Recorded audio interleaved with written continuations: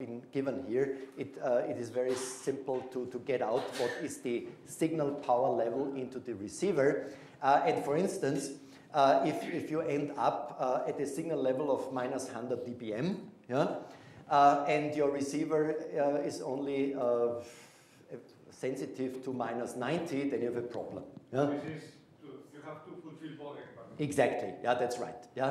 So yes, and the other thing is that to the worst case, just choose the maximal distance with the lower elevation. Yes. And this is just to cover the worst case.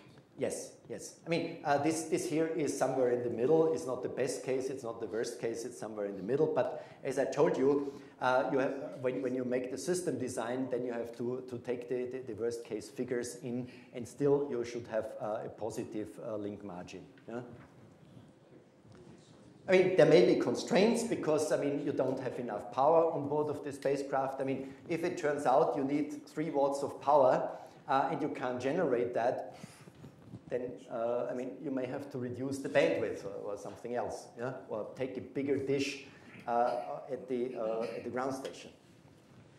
So here I have taken transmit frequency 438 megahertz, same for receive. Distance 1,000 kilometers, bandwidth 200 kilohertz, so basically same things from what we did before. Transmit power 10 watts, equivalent to 10 dBW. Then I have put in here 1.5 dB loss because the transmitter is a little bit away from the antenna, so we have a little bit of cable in between. So assuming here 1.5 dB. I mean, again, when you design your ground station, I mean, it has to be on the roof. Yeah? What wouldn't be a very good idea is that the transmitter is in the basement and you have 30 meters of cable in between the basement and the antenna. Then most of your power is heating up your cable, yeah? And not very much will end up at the antenna. So this is not a very clever design. Of course, there are limitations because the antenna is outdoors and susceptible to rain and everything, so you have to put it in a watertight environment, etc. So, transmit antenna gain 18 dBi. So the EIRP towards the satellite here would be 26.8 dBW. The free space loss is calculated due to the 1,000 kilometers. Then I've taken the previous figures. Polarization loss, atmospheric loss, ionospheric loss, pointing loss. Then antenna noise temperature, 150 Kelvin. I've assumed the 200 Kelvin LNA in the spacecraft. I mean, if you spend a little bit more money, you can get something better. Then input loss is 1 dB, so this translates into a satellite system temperature of 476 Kelvin. I'm assuming a 0 dB receive antenna on board of the spacecraft, and therefore we have a satellite G over T of minus 26.78 dB per Kelvin, and the C over N at the satellite is 25.34 dB. Okay, so far, I mean, this is roughly the figures we had before. In the other calculations, I haven't considered the backoff, so it's not exactly the same figure, but here we can play around. Yeah? So downlink, I'm assuming that I'm having half a watt for the satellite transmitter. So this is equivalent to minus 3 dBW. I'm assuming a 0 dBi gain antenna. A little bit of loss in between the transmitter and the antenna, so the EIRP is minus 4 dBW. Free space loss is the same because we are assuming uplink and downlink frequency more or less the same. Can be because, for instance, the GOM space radio is half duplex, so alternatively you use the same frequency up and down. Yeah? Then we have here polarization loss, atmospheric loss, ionospheric loss, pointing loss. Then 50 Kelvin for the receive antenna temperature. Input loss is 1 dB, 120 Kelvin LNA. Ground station antenna gain 18 dB, so 500 Kelvin system temperature or minus 9 dB per Kelvin figure of merit. this translates into 12.5 dB C over N. And here I'm assuming this is arbitrary, that can be more, it can be less. 35 dB of C over I. And then we see here the overall C over N plus I. So this is uplink and downlink. I've assumed here a system which is a transparent transponder through the spacecraft. So the overall is a little bit smaller than the lowest one, but then I'm assuming an uncoded system, so the code rate is 1. And then the EB over N naught is 12.28, so the same thing. The required EB over N naught, 7 dB, and then 5 dB margin. Now, we can play a little bit. So we go at 2,000 kilometers here. Oh, sorry, something's caps lock. Huh?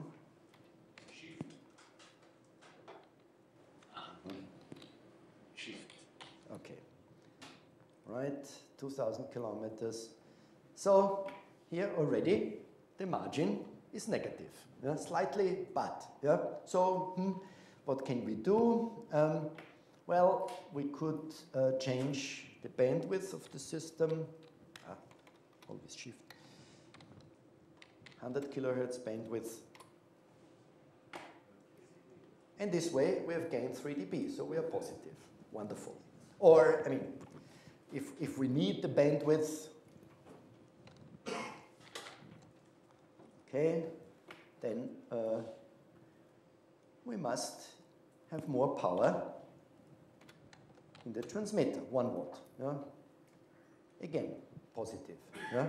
I mean, ESA requires, for instance, for the OPSAT, this was a strict requirement. In the worst case, the system must have a 3 dB margin. Yeah? Yes, please. I'm not sure if I saw it correctly, but I think you had for the uplink satellite noise temperature to be 150 degrees. Yeah. Still, if we are somewhere only a few thousand kilometers from the Earth, so what the antenna sees is only the Earth, which we normally use the value of 2. Even if yes and no. What I have assumed here, and we did recently a simulation of that, this assumes that the antenna really just sees the Earth, yeah. But the spacecraft could be at a different angle of attack. So not all of the main lobe, not bore side, looks to ground. Some of that would look into deep space, and therefore the system temperature would be less. Of course, if the antenna is such that it just sees the Earth, then you're correct. Then we would have to put here, let's say the 290 Kelvin.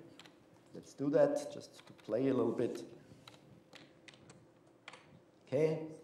So then the uplink signal to noise ratio goes down, still healthy, and still, I mean, here, I mean, it has reduced a little bit, but still okay. Yeah. 3 dB. Yeah. Right. So this was for UHF, and then I have another one. Let's take. I made another one for S-band. Okay. Here I have put in for the ground station antenna a parabolic dish, and here you can play with the size of the antenna. So 2 gigahertz up and 2.25 up and 2.2 down. 2,000 kilometers distance, bandwidth 1 megahertz, 10 watt transmit power. You see here more free space loss. Let's assume we have a patch antenna, and then we see all the Earth here. Okay. So then we have here a system temperature of 616 Kelvin with a 200 Kelvin LNA. Okay, we can buy something better. Let's go to 150. So we have some 18.6 dB, very healthy. And then on the downlink, 1 watt transmit power, 11 dB gain of 2 combined patch antennas with a little bit of loss. So the satellite EIRP is 10 dBW here. Free space loss down is a little bit higher than up, no surprise, because we have higher frequency. So therefore, this is a little bit higher here. So we have C over N at the ground station of 13 dB. Same interference level. So still a margin of positive margin of 5 dB. So we could happily survive some rain here. Okay, still okay. Huh? So with this you can play around, yeah, and this way you can help to design your spacecraft. Also, I want to make you aware, if you go to the AMSAT webpage, there's also a very nice link budget there, which is designed for an analog transponder. So this takes into account in detail a few additional things here, and there you can calculate the single user uplink S plus N over I in a given user terminal bandwidth. You know? So this is freely available, and also I will make available my two link budgets. Again, what we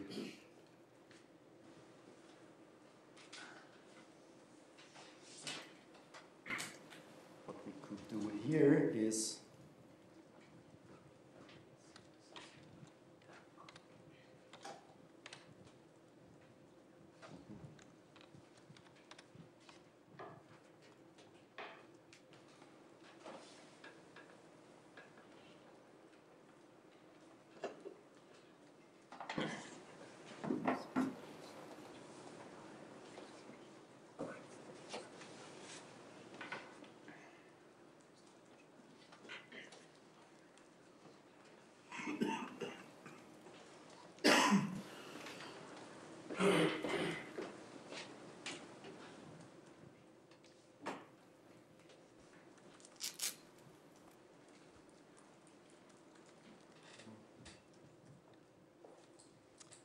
still struggling with the keyboard here. This here. Receive button again. Whilst Otto is doing that, I can say that on the AMSAT site, as well as that link budget spreadsheet, there's also one for data downlinks and command uplinks. There's one for digital signals, as well as the linear transfer. So in this example, we would have minus 120 dBm signal level at the input, so we would need a pretty good receiver there. Yeah. Okay, so it's 3:28, so I'm 2 minutes ahead of my allocated time. So we have still time for a few questions, but that was basically it, and I would like to thank you very much for your attention.